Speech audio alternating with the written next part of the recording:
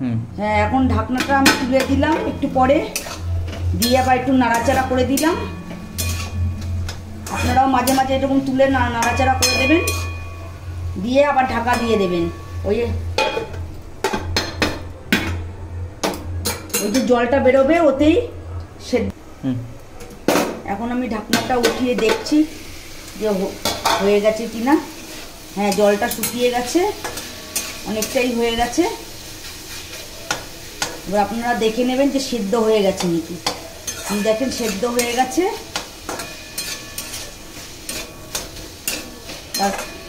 তারপরে এর মধ্যে একটা অল্প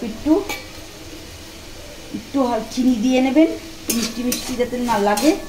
নিরামিষ রান্না তো ভালো লাগবে খেতে।